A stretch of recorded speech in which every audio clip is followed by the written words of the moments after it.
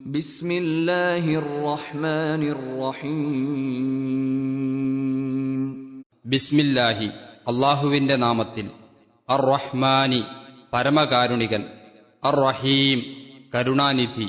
പരമകാരുണികനും കരുണാനിധിയുമായ അള്ളാഹുവിന്റെ നാമത്തിൽ. അറഅയ്ത അല്ലദീ യുകദ്ദിബു ബിദ്ദീൻ. വചനം 1. അറഅയ്ത നീ കണ്ടുവോ, അല്ലദീ യുകദ്ദിബു വ്യാജമാക്കുന്നവനെ, ബിദ്ദീൻ മതത്തെ, പ്രതിഫല നടപടിയെ. മതത്തെ വ്യാജമാക്കുന്നവനെ നീ കണ്ടുവോ? ഫദാലിക അല്ലദീ യദുഉൽ യതീം. വചനം 2. ഫദാലിക അല്ലദീ യാതൊരുവനത്രേ അത്, യദുഉ തള്ളിവിടുന്നു, പിടിച്ചു തള്ളുന്ന, തുരത്തിവിടുന്ന, അൽ യതീം അനാഥക്കുട്ടിയെ. അനാഥക്കുട്ടിയെ തള്ളിവിടുന്നവനത്രേ അത്. വലാ യഹുദ്ദു അലാ തആമിൽ മിസ്കീൻ. വചനം 3. വലാ യഹുദ്ദു അവൻ പ്രോത്സാഹനം നൽകുകയുമില്ല, അലാ ത്വആമി ഭക്ഷണത്തിന്റെ മേൽ, അൽ മിസ്കീൻ സാധുവിന്റെ, പാവപ്പെട്ടവന്റെ. പാവപ്പെട്ടവന്റെ ഭക്ഷണത്തെപ്പറ്റി അവൻ പ്രോത്സാഹനം നൽകുകയുമില്ല. ഫവൈലുൽ ലിൽ മുസല്ലീൻ. വചനം 4. ഫവൈലുൻ എന്നാൽ നാശം, കഷ്ടം, ലിൽ മുസല്ലീൻ നമസ്കാരക്കാർക്കാണ്, നമസ്കരിക്കുന്നവർക്കത്രേ. എന്നാൽ നമസ്കാരക്കാർക്കു നാശം. الذين هم عن صلاتهم ساهون. വചനം 5.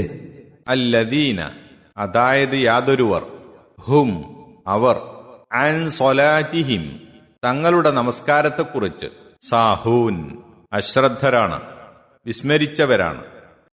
അതായത് തങ്ങളുടെ നമസ്കാരത്തെക്കുറിച്ച് അശ്രദ്ധരായുള്ളവർക്ക്.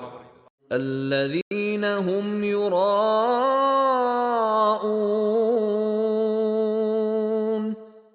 വചനം 6. അല്ലദീന അതായത് യാതൊരുവർ, ഹും യുറാഊന അവർ കാണിക്കുവാനായി പ്രവർത്തിക്കുന്നു. അതെ, യാതൊരു കൂട്ടർ അവർ മറ്റുള്ളവരെ കാണിക്കാനായി പ്രവർത്തിക്കുന്നു. ويمنعون الماعون. വചനം 7. വയംനഊന അവർ മുടക്കുകയും ചെയ്യും, അൽ മാഊൻ പരോപകാര വസ്തുവെ, ചെറുകിട ആവശ്യ വസ്തുക്കളെ. പരോപകാര വസ്തുക്കളെ അവർ മുടക്കം ചെയ്യുകയും ചെയ്യുന്നു. അഥവാ ഇങ്ങനെയുള്ളവർക്കാണ് നാശം.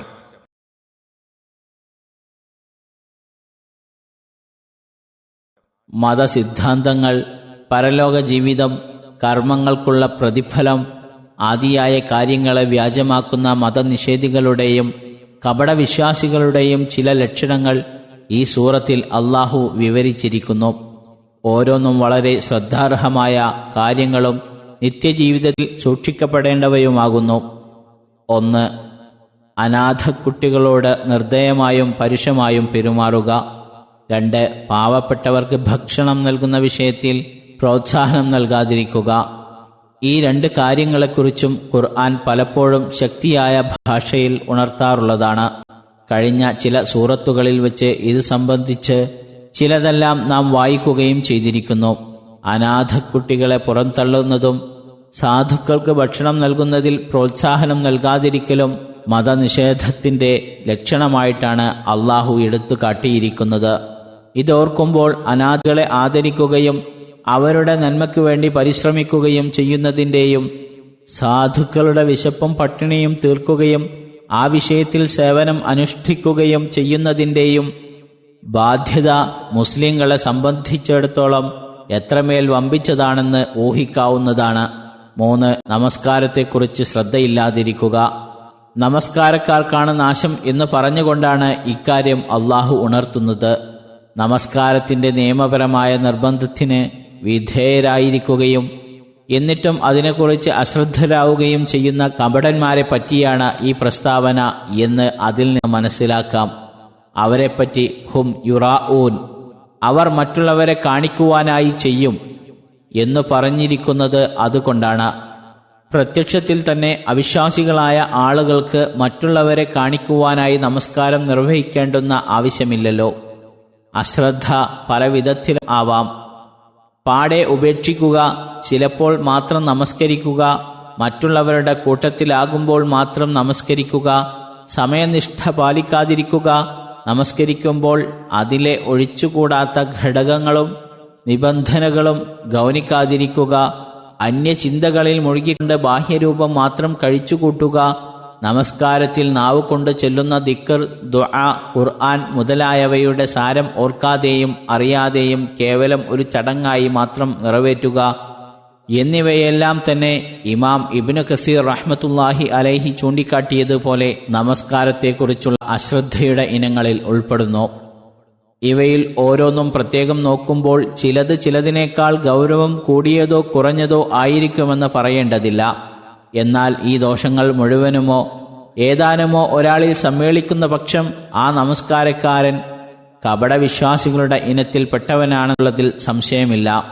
മഅദല്ലാ, കപടവിശ്വാസികളുടെ ലക്ഷണങ്ങൾ പറയുന്ന കൂട്ടത്തിൽ മടിയന്മാരായിക്കൊണ്ടല്ലാതെ അവർ നമസ്കാരം നിർവഹിക്കുകയില്ലെന്നും നമസ്കാരത്തിൽ അവർ അള്ളാഹുവിനെ അല്പമല്ലാതെ ഓർമ്മിക്കുകയില്ലെന്നും അതൃപ്തിയോടുകൂടിയല്ലാതെ അവർ ധനം ചിലവഴിക്കുകയില്ലെന്നും അള്ളാഹു വേറെ സ്ഥലങ്ങളിൽ പ്രസ്താവിച്ചിട്ടുള്ളതും ഇവിടെ സ്മരണീയമാകുന്നു.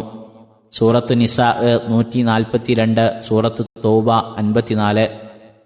നബി സല്ലല്ലാഹു അലൈഹി വസല്ലം ഒരിക്കൽ പറയുകയുണ്ടായി, അത് കപടവിശ്വാസിയുടെ നമസ്കാരമാണ്, അത് കപടവിശ്വാസിയുടെ നമസ്കാരമാണ്, അത് കപടവിശ്വാസിയുടെ നമസ്കാരമാണ്. അതായത് അവൻ സൂര്യനെ നോക്കി കാത്തുകൊണ്ടിരിക്കും. അങ്ങനെ അത് പിശാചിന്റെ 2 കൊമ്പുകൾക്കിടയിലായി തീരുമ്പോൾ അവൻ എഴുന്നേൽക്കും. എന്നിട്ട് ഒരു 4 വട്ടം കൊത്തും. അതിൽ അള്ളാഹുവിനെ അല്പമാത്രമല്ലാതെ അവൻ ഓർക്കുകയില്ല.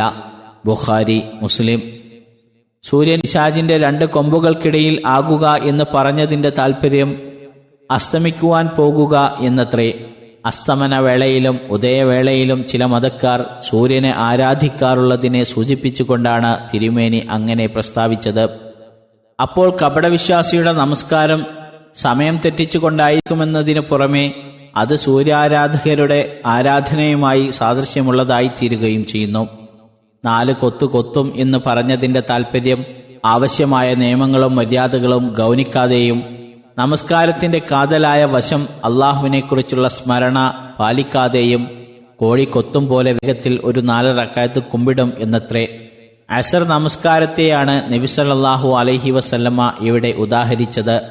മറ്റു നമസ്കാരങ്ങളുടെ സ്ഥിതിയും ഇതിൽ നിന്ന് ഊഹിക്കാമല്ലോ. 4-ാമത്തെ ലക്ഷണം, അയൽവാസികൾ സാധാരണ അന്യോന്യം പരോപകാരത്തിന് വിട്ടുകൊടുക്കാറുള്ള ചെറുതരം ഉപകരണങ്ങളെ തടയുക അഥവാ അവ മറ്റുള്ളവർക്ക് ഉപയോഗത്തിന് വിട്ടുകൊടുക്കാതിരിക്കുക എന്നുള്ളതാകുന്നു. മാഊൻ എന്നാണ് അള്ളാഹു ഉപയോഗിച്ച വാക്ക്. ഏറെക്കുറെ വ്യത്യസ്തമായ വാചകങ്ങളിലാണെങ്കിലും ആ വാക്കിന് പല മഹാന്മാരും നൽകിയിട്ടുള്ള നിർവചനങ്ങളുടെ സാരമാണ് നാം മേലുദ്ധരിച്ചത്. അന്യോന്യം ഉപയോഗത്തിന് വേണ്ടി വായ്പ എന്ന നിലയ്ക്ക് ജനങ്ങൾ പരസ്പരം വിട്ടുകൊടുക്കാറുള്ള കുടുക്ക, കൊട്ടക്കോരി, മഴു മുതലായ അത്യാവശ്യ വസ്തുക്കളാണ് റസൂൽ സല്ലല്ലാഹു അലൈഹി വസല്ലം തിരുമേനിയുടെ കാലത്ത് ഞങ്ങൾ മാഊൻ എന്ന് പറഞ്ഞിരുന്നതെന്ന് ഇബ്നു മസ്ഊദ് റളിയല്ലാഹു അൻഹു പ്രസ്താവിച്ചതായി പല മാർഗങ്ങളിലൂടെയും നിവേദനം ചെയ്യപ്പെട്ടിരിക്കുന്നു. മാഊനിൽ പ്രധാനമായത് സക്കാത്തും അതിൽ ഏറ്റവും താണപടിയിലുള്ളത് തരിപ്പ, കൊട്ടക്കോരി, സൂചി എന്നിവയുമാകുന്നുവെന്ന് ഇക്രിമ റളിയല്ലാഹു അൻഹു പ്രസ്താവിച്ചതായി നിവേദനം ചെയ്യപ്പെട്ടിരിക്കുന്നു. മാഊനിനെപ്പറ്റി പലരുടെയും വാചകങ്ങൾ ഉദ്ധരിച്ച ശേഷം ഇബ്നു കസീർ റഹ്മത്തുള്ളാഹി അലൈഹി ഇപ്രകാരം പറയുന്നു: ഇക്രിമ റളിയല്ലാഹു അൻഹു ഈ പറഞ്ഞത് നന്നായിട്ടുണ്ട്. മേലുദ്ധരിച്ച എല്ലാ പ്രസ്താവനകളും അതിലടങ്ങുന്നു. അവയെല്ലാം ചെന്നെത്തുന്നത് ഒരേ ഒരു വസ്തുതയിലേക്കാണ്. അതായത് ധനം കൊണ്ടോ ഉപയോഗം കൊണ്ടോ സഹായ സഹകരണം ചെയ്യാതിരിക്കുക എന്നത്രേ അത്. ചുരുക്കി പറഞ്ഞാൽ താങ്കളുടെ രക്ഷിതാവിനുള്ള പ്രധാന ആരാധനയായ നമസ്കാരം പോലും നന്നായി നിർവഹിക്കാത്തവരും നഷ്ടം ബാധിക്കാത്ത വിധത്തിലെങ്കിലും നിത്യോപയോഗ വസ്തുക്കളെ കൊണ്ട് ജനങ്ങൾക്ക് സഹായ സഹകരണം ചെയ്യുവാൻ തയ്യാറില്ലാത്തവരുമായിരിക്കും കപടവിശ്വാസികൾ എന്ന് സാരം. അള്ളാഹുവിന് ചെയ്യേണ്ടുന്ന മറ്റുള്ള ആരാധനകളുടെ കാര്യത്തിലും ജനങ്ങൾക്ക് നൽകേണ്ടുന്ന സക്കാത്ത് മുതലായ ദാനധർമ്മങ്ങളിലും അവരുടെ നില കൂടുതൽ കൂടുതൽ ശോചനീയമായിരിക്കുമെന്ന് വ്യക്തമാണ്. ഇങ്ങനെയുള്ളവർ വല്ലപ്പോഴുമൊക്കെ വലിയ ആരാധകന്മാരായി ചമഞ്ഞേക്കാം. അല്ലെങ്കിൽ ഏതെങ്കിലും നല്ല വിഷയത്തിൽ വൻ തുകകൾ സംഭാവന നൽകി ഉദാരമതികളായി പ്രത്യക്ഷപ്പെട്ടെന്നും വന്നേക്കാം.